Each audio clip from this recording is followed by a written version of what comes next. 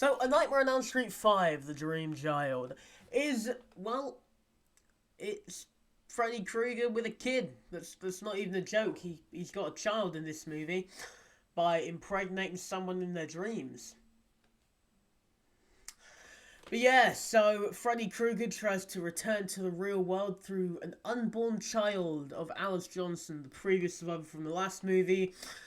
And the film is absolutely mental, which, I mean, I can't say exactly why it's absolutely mental right now because I'm not even like a minute into this, and like that would surely not be allowed within the first minute of a video talking about Freddy's origins. But yeah, this movie does explore Freddy Krueger's origin story, which I think is kind of cool, getting to know more about the character, but it's still got a lot of problems, which I will tackle in a second. But for now, let's just roll the intro.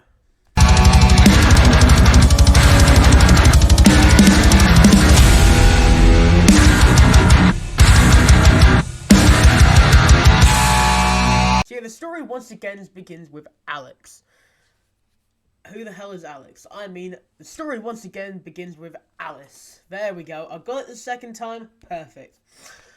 And yeah, she is the Dream Master. If you guys didn't know, pretty much in the last movie, she is, well, she kills Freddy by rhyming, and she has Kristen's powers, who is the Dream Warrior, and then she can, like, absorb other people's abilities, so, yeah. Thing is, that's kind of cool, but then, like, imagine, like, someone was, like, really depressed or something, and then she just, like, absorbed that, and she wouldn't be able to, like, properly, like, fight Freddy then. That wouldn't work very well, would it? But yeah, you know, Alice is fine. Like, you know, her character is just kind of basic, in my opinion. But yeah, she's now dating Dan, who is... well, he's Dan, you know, what more can I say? And her life seems to be stable and calm. However, things take a dark turn when Alice begins to experience disturbing nightmares that suggest Freddy is still around. In one dream, she is drawn into a gothic, nightmarish version of a hospital, which looks far more like a bloody castle. And in this dream, well, she witnesses the birth of Freddy Krueger when it is revealed that Amanda Krueger, Freddy's mother, was a nun who was locked in an asylum and assaulted by over 100 inmates. And then she gives birth to the demon child that is Freddy Krueger, and this baby looks quite scary. But yeah, so she then is suddenly convinced that Freddy is somehow using her dreams to find a way back into the real world. Soon after, she discovers she's pregnant with Dan's child, even though it's much more of Freddy's child, which I'll explain later. Yeah, this allows Freddy to influence Alice and invade her friend's dreams, because he's actually not in even her dreams, he's in the kids' dreams. And like we see this like little kid show up throughout the movie, and he's quite annoying, but you know, but that's just because I find kids in these movies annoying. Well, I'm watching a horror movie. I don't need to see a kid that could possibly die at some point. I don't want it. But yeah, you know, she sees more visions and stuff, and then some of her mates die. There's a cool sequence where one of her friends dies by, like, going into, like, a comic book. It's got a very, like, Take On Me music video kind of style to it. It's kind of cool, you know. The kills in this movie are all absolutely sick. For what there was. There was, like, 3 kills, but it's still pretty cool. And yeah, Alice then embarks on a journey to locate Amanda's dead body so she can finally be laid to rest. And then once they find her dead body and lay her to rest, she then appears in I was about to say Alex again. Alice's dream. Am I thinking of the wrong franchise, or can I just not pronounce anything? But yeah, she appears in Alice's dream.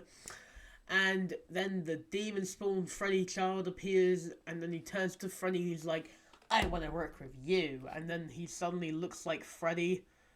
And then Amanda's just like, no. He's a bad guy, kid. You don't want to work with him. So then Freddy is like killed when the kid's tongue gets really long and it just shoots through him. And he like kills him. Yeah, the movie's quite dumb. But That's not even the end of Freddy in this movie, because Amanda then walks over and she rips out Freddy and he becomes this little demon spawn baby again. And then she shoves him back in her uterus. Yeah. Fun movie, guys. Fun times. I had a great time watching this. Great experience. Highly recommend. I don't actually, but I'll get to that in the actual review segment. Yeah, it's just really dumb. Like, you know, that's how they defeat Freddy, but then she awakens, and then she soon sees a little flicker of Freddy. And, well, it kind of tells us Freddy ain't dead. But yeah, this movie is definitely ambitious. I will give it that. You know, it departs from the earlier entries by taking a more, well, attempting to make a more darker tone, but it still has the same terrible sense of humor as the last movie, which I just really despise. Like, it's a terrible, terrible jokes. I have got to say, the scene where the guy says, "Let's blow this pop star," is always in my mind forever, just because of the, like, performance. It's so great. But yeah, the standout in this movie is Alice and her mates. Like, her mates are kind of funny. One of them's a nothing burger, the guy, but, like, the other two, they're alright. On the downside, though, the movie's focus on Freddy's attempt to, you know, possess Alice's unborn child is kind of convoluted. The plot tries to tackle several heavy themes, which I feel was very rushed and should not have been made into a campy Nightmare sequel, especially not like the 5th Nightmare movie. Like, if this was done in maybe the 3rd one, and not just hinted at through that movie, and if they'd actually, like, given us full proper backstory, gone deep into it, made it a bit longer maybe, that would have been fine, because at least it will still have slightly of a serious tone. But this movie, it's full comedy kind of thing. Not full, that's the next movie, but, like, it's still really comedic, which I feel doesn't really land with, like, the idea that someone was assaulted by 100 people at one time. Like, I get that, you know, like, that would make a terrible person and the demon child, but did we need to add that in? Was it necessary? No. But yeah, like, it's really convoluted, it's really kind of weird, but the kills in this movie are a huge upside. The kills are really cool. Like, some of the kills are great. Like, the like, a hard take on me sequence was kind of cool. Just the whole comic aspect of that bit was great. And yeah, this is one of the films that tries to get a darker tone, but it really fails by just becoming way too comedic for my liking, and it just didn't work.